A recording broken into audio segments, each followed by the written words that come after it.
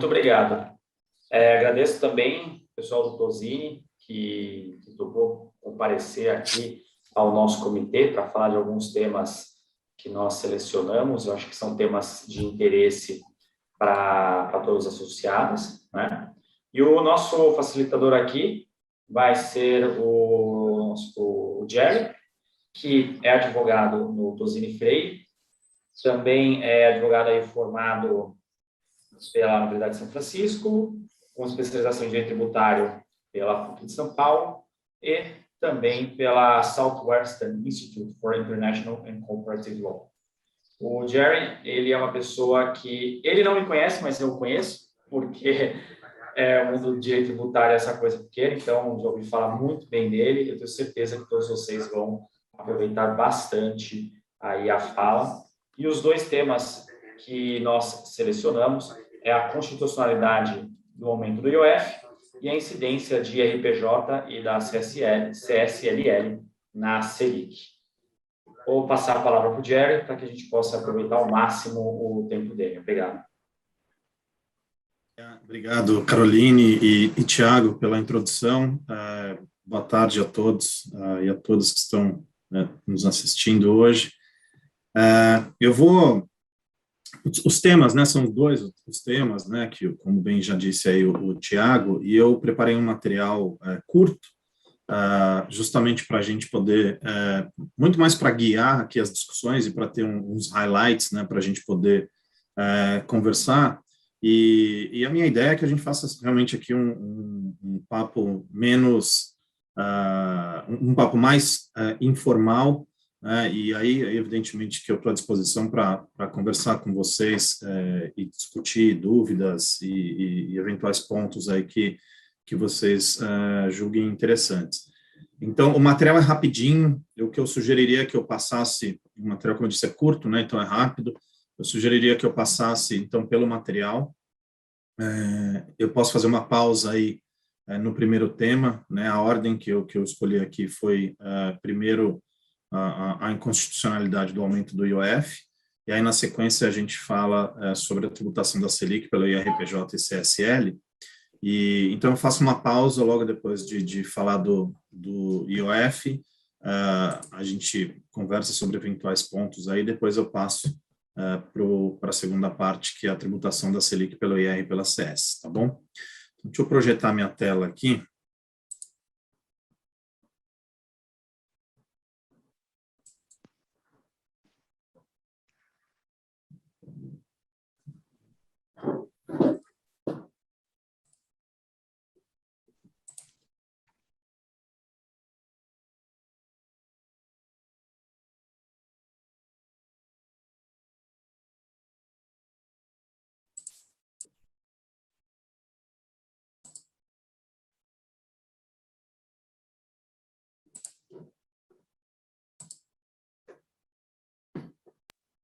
Estão vendo minha tela? Jerry. Estamos sim. Pelo menos para mim aqui apareceu já. Tá. Então, vamos lá. Como eu disse, o material é curtinho, foi feito especialmente aqui para essa nossa reunião, e passando aí o primeiro tema, que é a inconstitucionalidade do IOF. Todos devem ter acompanhado que houve a publicação desse decreto 10797, agora em 2021, que é um decreto que alterou o decreto 6306, que é o regulamento do IOF. O IOF, só para falar rapidamente sobre o IOF, não sei qual é a familiaridade que todos têm aqui com esse imposto, mas ele é um imposto que tem, a gente brinca, né, ele tem 4 fatos geradores, na verdade, né? A gente fala genericamente o IOF, mas você tem o IOF crédito, o IOF câmbio, seguros, enfim, e o títulos, né? Então, são 4 IOFs diferentes, todos eles estão no mesmo regulamento, e o que sofreu alteração aqui, que é essa alteração do decreto 10797, foi o IOF crédito, né? Especialmente as alíquotas, né, do IOF crédito que foram alteradas. O IOF é um tributo que ele não está sujeito à anterioridade, né, então as alterações elas têm validade imediata, E esse aumento do IOF, ele atinge operações ocorridas entre 20 de setembro, né, e 31 de dezembro, agora de 2021. O que se alterou, né? As alíquotas, elas eram de 0,0041 ao dia, tá? Essas alíquotas são alíquotas diárias. Essa alíquota, então, ela passa a 0,00559, tá? Ao dia. Todas essas duas alíquotas aqui, elas são alíquotas, como disse, diárias, tá? Isso para mutuário pessoa jurídica. Para mutuário pessoa física, ou seja, aquele que toma o empréstimo, né? O IOF salta de 0,0082 para 0,01118, tá?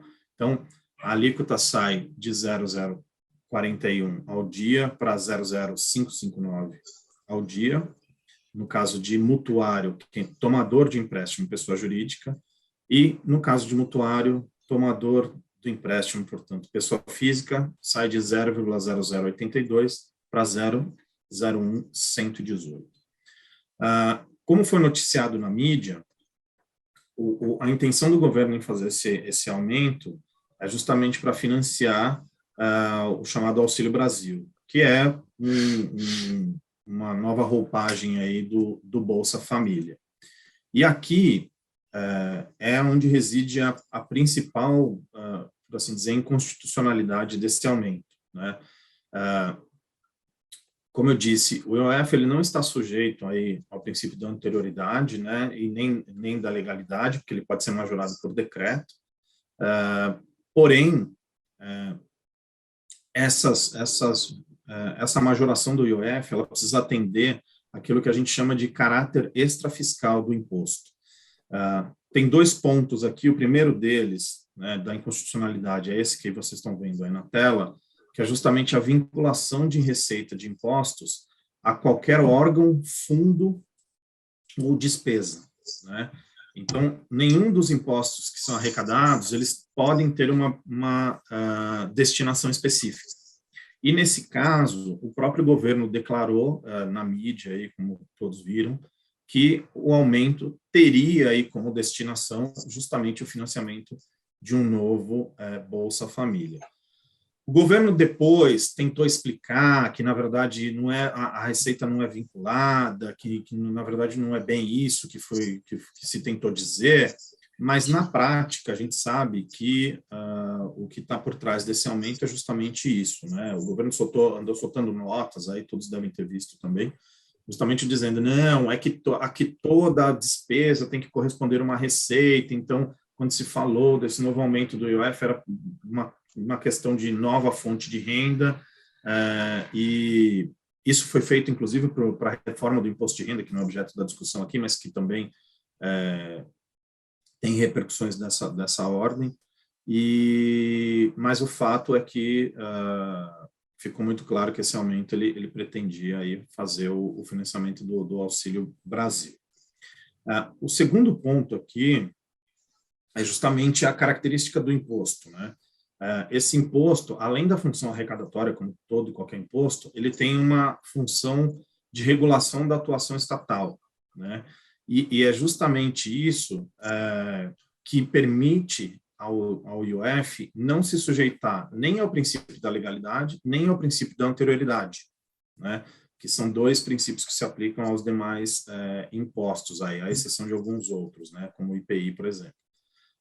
Mas, então, aqui reside aí também um dos pontos da inconstitucionalidade dessa alteração do IOF. A principal delas é justamente o fato da vinculação, mas o pano de fundo é que, para o IOF não se sujeitar à legalidade, aos princípios, né, da legalidade e anterioridade, ele precisa efetivamente ele funcionar como uma regulação da atuação estatal, né? Como há vinculação da receita, nesse caso aqui, ou pelo menos o governo pretende, né, ou pelo menos justificou que haveria vinculação da receita, o IOF estaria aí eivado de inconstitucionalidade, né, esse aumento. Só para comentar aqui de onde vem essa motivação para alteração das alíquotas, ela está prevista em lei, né, que é a Lei 8894, de 94, que determina, né, que o imposto, nesse caso, como eu estava dizendo, né, o imposto tem 4 fatos geradores, né, na parte do crédito, que é a primeira parte e que foi o objeto da alteração, determina que o imposto sobre operações de crédito, câmbio e seguro ou relativos aos títulos, né, será cobrado a alíquota máxima de 1,5% ao dia, podendo o Poder Executivo, né, alterar as alíquotas tendo em vista os objetivos das políticas monetária e fiscal. Veja só, aqui a gente vê muito acontecer essas alterações e é onde o IOF ele é bem utilizado como política monetária e fiscal no câmbio, né? Então, o IOF câmbio a gente vê acontecendo e sempre para regular o fluxo financeiro, né, de entradas e saídas de recursos do e para o Brasil, a gente vê o IOF sendo aumentado e lá, isso ocorre muito, por exemplo, com a questão de empréstimos entre empresas estrangeiras e empresas brasileiras. A gente vê isso muito acontecer quando o fluxo, por exemplo, cambial, ele está favorável ou desfavorável a depender do que o governo quer regular. Então,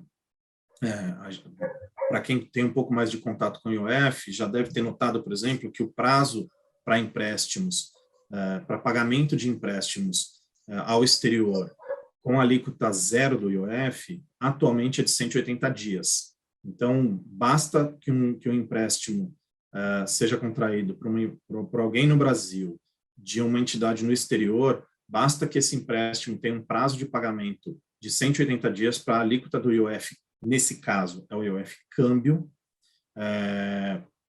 para que seja zero, esse empréstimo tem que ter um prazo médio de pelo menos 180 dias. Esse prazo já foi maior, já foi de 360 dias, já foi de mais de ano.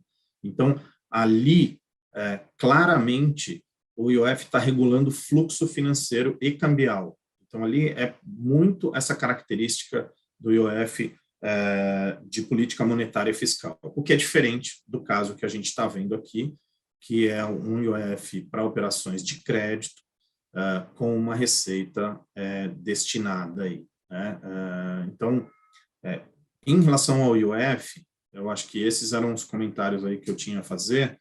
Na verdade, de fato, é relativamente simples, né? A inconstitucionalidade aqui, ela é muito evidente, e eu não sei se vocês querem aí fazer algum comentário, Tiago ou Caroline, a respeito dessa primeira parte, ou se vocês acham que a gente já pode passar para a segunda, mas em relação à inconstitucionalidade do IOF, era isso que eu tinha para comentar com vocês.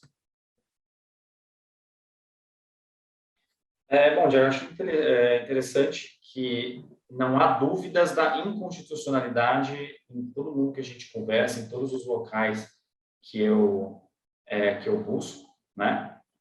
Mas uma coisa que eu fico um pouco preocupado é a velocidade com que as coisas aconteceram, né? Porque justamente o aumento do IOF ele não é sujeito aí aos prazos normalmente atribuídos às questões tributárias, né? Mas o que fazer agora, né? Qualquer medida que a gente for tomar, me parece que é uma questão que nós vamos discutir hoje para receber, sabe-se lá quando. Queria saber qual que é a visão do escritório em relação a isso, até porque a alteração aí nas alíquotas vai ser uma coisa pontual, vai ser uma coisa agora até o fim do ano. Então, que tipo de análise vocês têm feito em relação à conveniência de contestar? Não, vamos lá, boa pergunta, Tiago. Acho que o ponto aqui é assim, aqui o instrumento mais adequado para se combater esse aumento é o já conhecido mandado de segurança, né? É muito evidente aqui a inconstitucionalidade.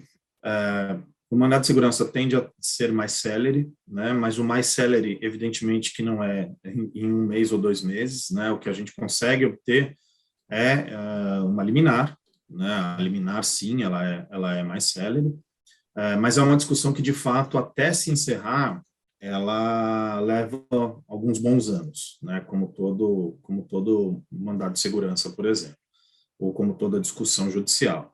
Então, para os clientes que nos perguntam qual seria aí o remédio jurídico, a gente, evidentemente, oferece um mandado de segurança por algumas razões, né? Por ser mais célere, mas principalmente por não ter também o risco de sucumbência, né? Porque é um instrumento que não gera risco de sucumbência se eventualmente, que a gente não acredita, mas se eventualmente o contribuinte aqui do imposto não for vencedor ao final dessa discussão. Então, esse é o ponto. De fato, não dá tempo até o final do ano, né? Porque essa alíquota vigora até agora o final do ano.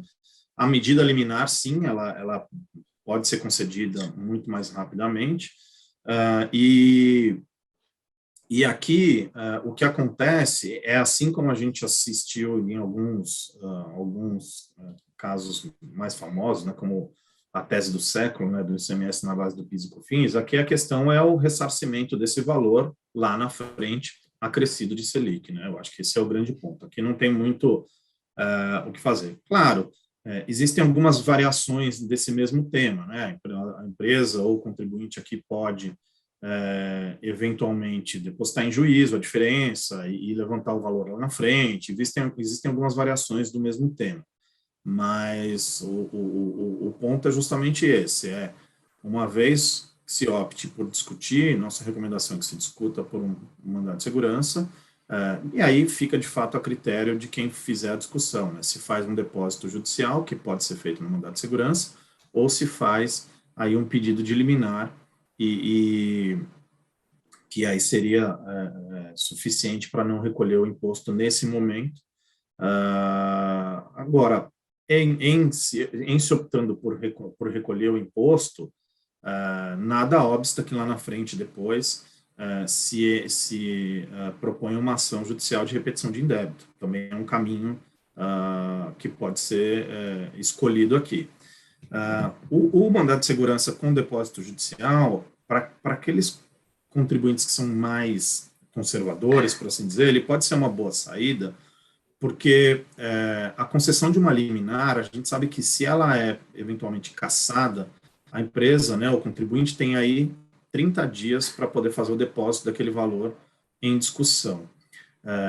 Então, lógico que isso aqui depende muito dos números envolvidos, né, mas em alguns casos, de fato, essa é uma situação incômoda, né? A gente tem alguns casos no escritório que, por exemplo, em 30 dias a empresa teve que realmente se mobilizar para poder fazer um depósito judicial de uma quantia relevante. Então, existem caminhos, né, cada um aí com as suas especificidades, mas nos parece que o mais simples é justamente esse de fazer um depósito, um mandado de segurança com um depósito judicial. De novo, muito mais por conta dessa questão de, eventualmente, uma liminar cassada, ela obrigar o contribuinte a fazer um depósito em 30 dias daquele montante discutido. Eu acho muito interessante você colocar tudo isso, porque eu acho que a forma como foi feita e o recorte temporal que foi eleito para esse aumento do IOF, me parece que foi até um desafio aos contribuintes, algo no sentido, olha, vai ser assim e quem não gostar, depois a gente devolve, tá? Sabe? Porque nós aqui no nosso comitê, nós prezamos muito por acompanhar as iniciativas legislativas e tentar ter uma agenda propositiva, né? Mas esse aumento, esse incremento do IOF foi tão surpreendente que restou apenas ponderar aí a conveniência de cada empresa pela via judicial, porque realmente discussão acho que não vai ter mais. E aqui é via decreto, né, Tiago? Acho que esse é um desafio também, né? Porque isso aqui basta alguém fazer um draft de um decreto de dois parágrafos, basta o presidente assinar, publicar no Diário Oficial, que está valendo, né? Então, assim, não tem o trâmite legislativo mesmo. Então, é um desafio grande, né, de fazer esse acompanhamento. Na prática, não tem como fazer, né? Se você vê de um dia para o outro, a não ser que haja um anúncio, né, do governo, de um dia para o outro sai um decreto publicado no Diário Oficial e o imposto, o aumento está valendo, né? Então, é isso mesmo. Sim. Bom, muito bem. Pessoal, tem alguma dúvida? Tem alguma questão que vocês gostariam que ele abordasse sobre esse tema? Ou a gente já pode passar para o próximo? Jerry. Oi. Oi, tudo bom? Jude aqui da Recarga Pay. Uma dúvida Jude. que eu fiquei... tudo bem? Boa tarde.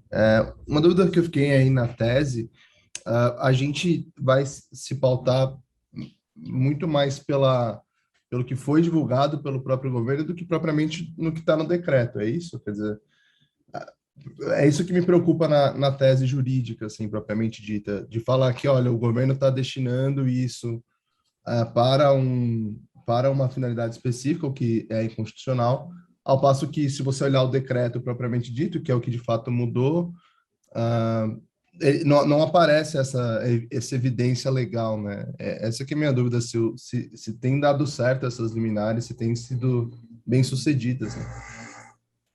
Eu acabei não fazendo um levantamento jurisprudencial, Judy, e assim, eu pessoalmente não tenho nenhum mandado de segurança que discute essa tese, tá? Mas, assim, você tem razão, não há o governo não passou o recibo, né? Porque, então, acho que você tem razão, não houve lá até porque isso não passaria na assessoria jurídica, né, do Planalto, né, porque aí seria uma afronta, assim, expressa, vamos assim dizer, ao texto constitucional, né, isso efetivamente não passaria, mas isso eu acho que não tira a força da tese, né, porque houve sim declarações, e as declarações do governo, e em sequência houve o decreto, né? Então, a construção da tese, ela se mantém, né? Porque você vai dizer, olha, ok, um texto de decreto que dissesse que todo o produto da arrecadação será revertido para o programa, no programa do governo, seria um recibo, vamos assim dizer, da inconstitucionalidade, né? Então, é evidente que a gente tem que trabalhar em cima dessas declarações. Você tem razão, a tese ela tem essa fragilidade, vamos assim dizer, né? Porque você não tem uma declaração expressa.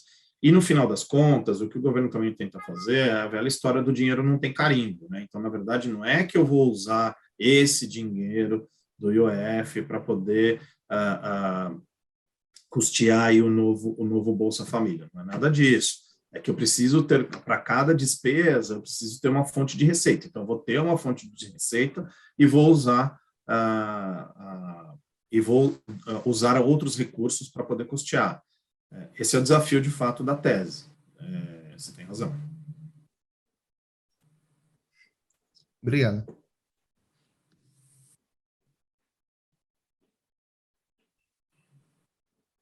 Bom, pessoal, podemos passar para o próximo tema? Isso. Então, Pessoal, se ninguém tem mais nenhuma dúvida, então, aí a gente tem mais alguma dúvida para a gente tratar com o Jerry especificamente? A gente tem aí uma última chance para vocês falarem, se não, eu já vou aproveitar e agradecer muito a presença do Jerry, realmente trouxe um conteúdo super bacana para a gente. Claro, pode falar. Desculpa, é que tem mais um tema, né? Eu só queria passar para o segundo tema, na verdade. Se ninguém tiver mais nada para falar desse, aí eu passo para o segundo, que é o IRPJ e CSE na Selic. Exato. Não, perfeito. Então, sobre esse tema, a gente tem mais alguma dúvida, pessoal? Falem agora ou calem-se até daqui a pouco, né? Ou calem-se até daqui a pouco, até o final dos próximos temas. Isso aí. Mas acho que então, tá bom. Então, vou passar para o próximo tema.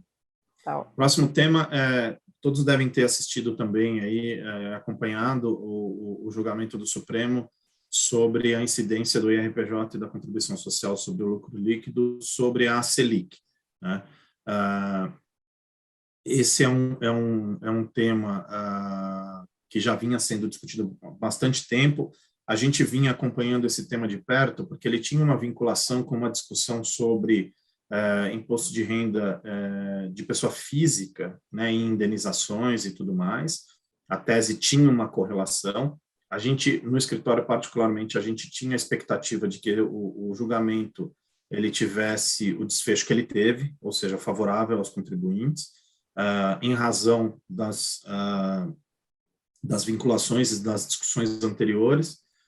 De todo modo, o fato é que esse tema 962, né, ele foi julgado, então, aí pelo Supremo, e foi firmada a tese de que não incide IRPJ e CSLL sobre a Selic na repetição de indébito, né? Isso aqui é um ponto importante, porque o que foi analisado, ainda que a gente vai ver mais adiante que isso possa ter repercussões para outras áreas, inclusive do direito, o que ficou decidido aqui foi repetição do indébito tributário, tá? Mas os pontos interessantes aqui desse julgamento, que são esses argumentos do relator, do caso que foi acompanhado em sua maioria, né? A gente vai ver num slide mais adiante que, na verdade, só 2 dos ministros não acompanharam o relator. Os principais argumentos foram, né, os juros de mora estão fora do campo de incidência do IR e da CS, pois visam principalmente a recompor perdas efetivas, decréscimos, não implicando em aumento de patrimônio do credor. É a velha discussão, né? Imposto de renda e contribuição social, o fato gerador é a aquisição de renda, né, de acréscimo patrimonial. Se, no caso aqui, como se tratava de repetição de indébito, o governo ficou com o dinheiro por um tempo indevidamente, quando ele devolve esses valores ao contribuinte, acrescidos de Selic, o que o governo faz nada mais é do que indenizar o contribuinte, justamente por ter ficado com o dinheiro do contribuinte indevidamente por tanto tempo. Não há um efetivo acréscimo patrimonial nesse sentido. Tem uma discussão interessante aqui, que é justamente o segundo argumento utilizado pelo relator, que é a seguinte, a taxa Selic, ela é uma taxa híbrida, né? Então, ela é uma taxa que tem tanto a recomposição do dinheiro no tempo, quanto efetivamente um caráter, entre aspas, remuneratório, né? Então, a União Federal, quando discutia isso e colocava os seus argumentos, era justamente no sentido de incluir no conceito, ou dar uma característica à Selic de remuneração, né? Que aí justificaria a incidência do imposto de renda e da contribuição social. Mas a questão toda é que não há como segregar aquilo que é recomposição do dinheiro no tempo e efetiva remuneração, né, na Selic. Ela é uma taxa híbrida e ela não há como se fazer uma dissociação de uma coisa da outra. Então, sobreveio esse segundo argumento, né, que se fosse aceita a ideia de que tais juros de mora são tributáveis pelo IR e pela CS, essa tributação, né, ela acabaria incidindo não sobre lucros cessantes, mas também sobre danos emergentes, que é justamente a parte da indenização. E aí conclui, né, parcela que não se adequa à materialidade desses tributos. De novo, porque esses tributos, a materialidade é justamente a aquisição de renda, né, ou o chamado acréscimo patrimonial, o que não se verifica quando você indeniza aquele que foi prejudicado justamente por ter tido o valor retido por tanto tempo indevidamente. Esses foram os 2 principais argumentos, tema 962 do Supremo, e aí veio fixada a tese, né, que é inconstitucional a incidência do IR e da CS sobre os valores atinentes à taxa Selic em razão de repetição de indébito tributário. Votos favoráveis, né, seguindo aí o ministro Dias Toffoli, né, esses foram 8 os votos favoráveis, né, 2 votos desfavoráveis, Gilmar Mendes e Nunes Marques. Algo interessante aqui é o seguinte, bom, vocês viram que a composição do Supremo ela está incompleta ainda, né, o Supremo está com 10 ministros, né, são 11 no total, mas os 10 votaram, aqui não houve um problema, porque na verdade não houve empate, né, houve uma maioria de votos a favor dos contribuintes, então a questão do Supremo estar com 10 ministros não foi um problema nesse julgamento. O interessante do voto aqui, quem abriu a divergência foi o Gilmar Mendes, e ele foi acompanhado pelo Nunes Marques, e o interessante é que ele abriu a divergência dizendo que ele não discordava da tese, mas ele discordava da questão ser julgada do ponto de vista constitucional pelo Supremo. O que o Gilmar Mendes concluiu no seu voto é que essa questão seria uma questão infralegal, que deveria ter sido decidida pelo STJ e não pelo Supremo. Mas por que o voto deles é desfavorável, né? Ou os votos são desfavoráveis, né? Tanto do Gilmar Mendes quanto do Nunes Marques? Justamente porque o STJ já tinha um posicionamento firme de que IR e CS incidem sobre a Selic. Então, se o voto do Gilmar Mendes e do Nunes Marques fosse, se o voto deles, né, fosse acompanhado aí da maioria dos ministros, a grande questão é que essa tese seria decidida pelo STJ, e o STJ tem o posicionamento desfavorável, né? O STJ tem o posicionamento de que incide a RCS sobre a Selic. Mas justiça foi feita e esse julgamento encerrou favoravelmente aos contribuintes por 8-2, placar final. O que a gente tem visto, que eu acho que é legal comentar um pouco com vocês aqui, é esse julgamento, de novo, a despeito de ter sido decidido numa questão de recuperação de débito tributário, existem possíveis reflexos aqui desse julgamento, né? Justamente por conta dos argumentos que foram trazidos pelo Toffoli no julgamento, né? Argumentos esses que foram acompanhados aí pela maioria dos ministros. Então, por exemplo, seria possível, com base nos argumentos do ministro Dias Toffoli, dizer que quando há um pagamento de juros por um adimplemento contratual, por exemplo, né, um contrato que prevê juros em determinadas situações, que esses juros eventualmente não deveriam ser tributáveis também, né, justamente por conta do seu caráter aí indenizatório. É interessante lembrar que em alguns desses contratos a própria Selic é utilizada como taxa aí para adimplemento de condições contratuais, né. Essa não incidência sobre os valores, ela já foi reconhecida por decisão do TRF4, tá? E a relação desse tema com o tema 962, que é o que acabou de ser julgado pelo Supremo, já foi reconhecida nesse RESP do Rio Grande do Sul, 1431/112. Então, tem aqui um extrato aí da jurisprudência que diz exatamente isso que eu acabei de dizer, né? Os juros moratórios são, por sua natureza, veja que aqui está dizendo juros moratórios, né? Não necessariamente Selic, são por nossa natureza verba indenizatória dos prejuízos causados ao credor pelo pagamento extemporâneo de seu crédito, inteligência do artigo 404 do Código Civil. Logo, por não constituírem riqueza nova, sobre estes não incidem IRPJ e CSL. Então, a gente tem aí a parte de baixo só do reconhecimento, né, com o tema 962, né, reconhecimento da relação.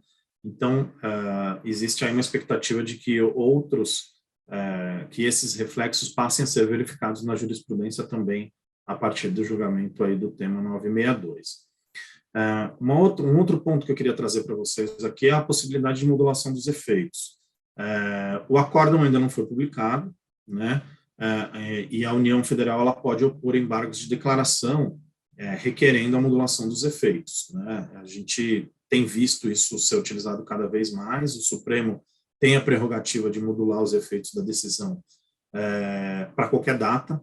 É isso que diz a lei que estabelece a modulação dos efeitos. E a gente fez um levantamento rápido. Em 2021, mais de 50% dos julgamentos em matéria tributária tiveram seus efeitos modulados pelo STF. Há várias razões aqui. A primeira delas, eu acho que é a questão da preocupação com as finanças públicas, né? Justamente por conta dos efeitos dessas decisões às finanças públicas. Então, não sabemos se aqui efetivamente haverá ou não modulação de efeitos.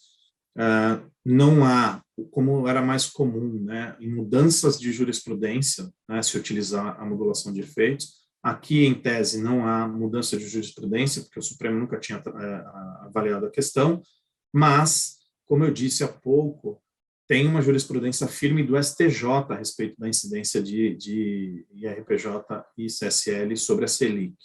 Então, além dessa preocupação com as finanças públicas, que tem nos parecido ser um principal motivo de uso desse instrumento da modulação de efeitos por parte do Supremo, ainda há uma justificativa também de que o STJ tinha uma posição firme em sentido contrário. Desde quando ou a partir de que momento o Supremo pode modular os efeitos? Vocês devem lembrar que na tese do século, o Supremo modulou os efeitos até a data do julgamento da exclusão do ICMS da base de cálculo do PIS da COFINS, né? Mas o Supremo pode fazer isso em momentos distintos. Pode modular a partir do início do julgamento, né? Pode modular no final do julgamento, ou pode fazer isso em algum momento posterior, né? Como a gente viu acontecer mais recentemente na questão do DIFAL. Para quem acompanha aí a questão do diferencial de alíquotas do ICMS, né, nas operações interestaduais, o Supremo modulou para 2022, por exemplo. Abriu uma brecha para que o Congresso passasse aí, num prazo recorde de 6 meses, uma lei complementar prevendo a cobrança do DIFAL para não prejudicar tudo que já foi cobrado em relação ao passado, né? Então, isso pode acontecer. De novo, aqui no caso, ainda não tem a publicação do acordo, portanto, não tem posição de embargos de declaração ainda, mas isso pode acontecer aqui no caso concreto também. Passar rapidinho sobre a nossa área tributária aqui, aí eu abro para as perguntas, só para vocês conhecerem um pouquinho melhor o escritório. São 3 slides, só uma visão geral. A gente tem uma área tributária, enfim, bastante reconhecida no mercado, reconhecida pelos principais guias, né? Uma atuação multidisciplinar com empresas nacionais, multinacionais e pessoas físicas, a atuação tanto do ponto de vista preventivo quanto também do ponto de vista contencioso. Esses são os rankings internacionais aí, nos quais os sócios estão presentes. Somos 10 sócios no total na área tributária, é um time bastante parrudo aí, né? Somos mais de 60 profissionais dedicados só ao tributário lá no escritório, com diferentes atuações aí, expertises, né? Com essas 3 principais linhas de serviços, tá? Contencioso tributário, consultoria tributária e compliance e planning. Rapidinho, só para vocês conhecerem a área, para quem não conhece, eu finalizo por aqui e fico aí, Tiago e Caroline, à disposição para a gente falar um pouco mais aí sobre IR e ICS, sobre a Selic. Bom, alguém tem alguma pergunta, algum assunto que está pensando sobre esse tema? Eu vou começar, então. Eu achei muito interessante aí no final que você colocou a questão da modulação de efeitos, né?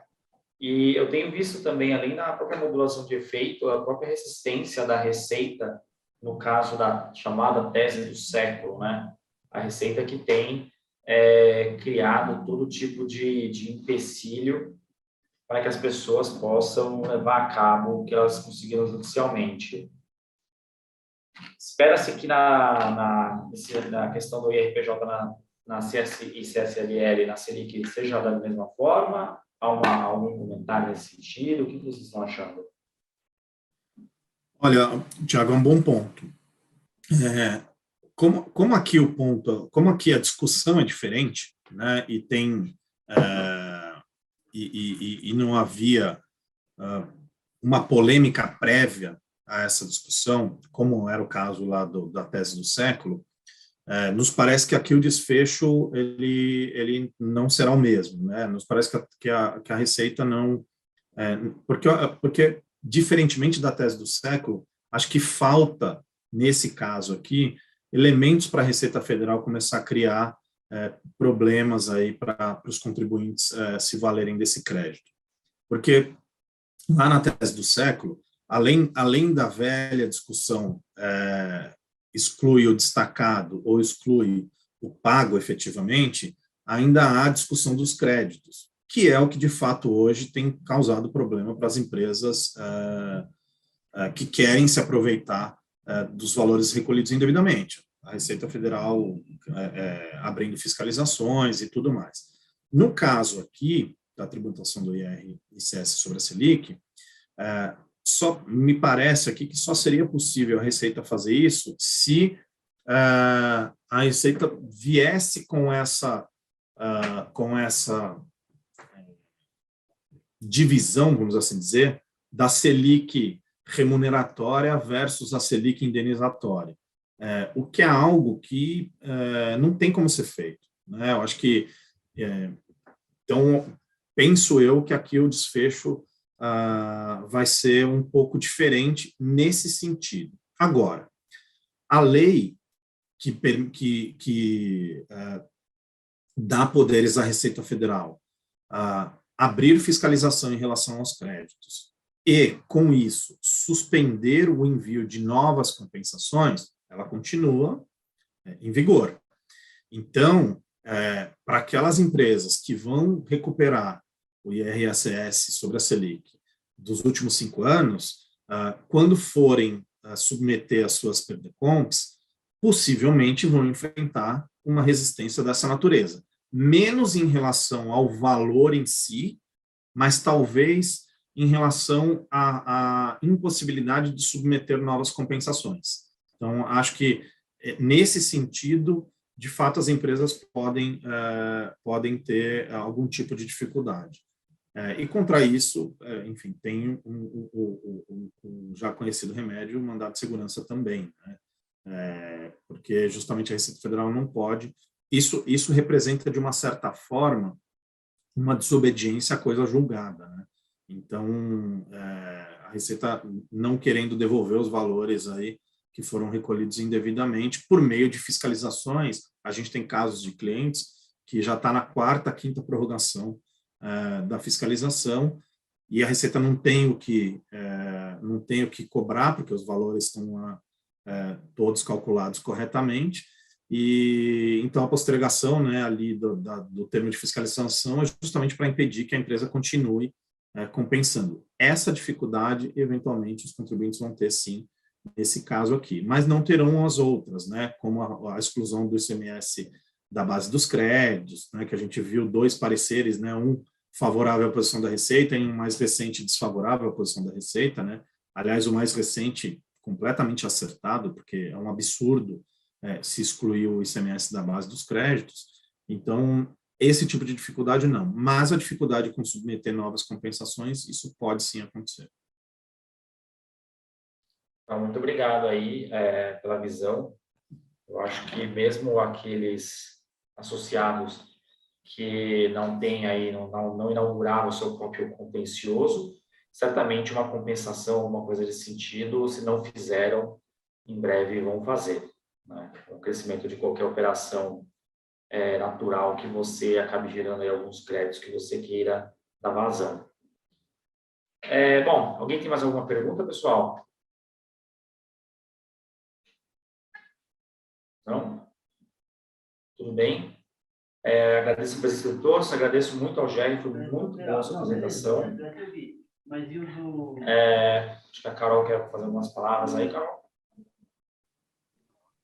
Na verdade, é mais para agradecer mesmo a presença de todo mundo, perguntar se o pessoal não tem mais nenhuma dúvida. Agora sim, a última chance.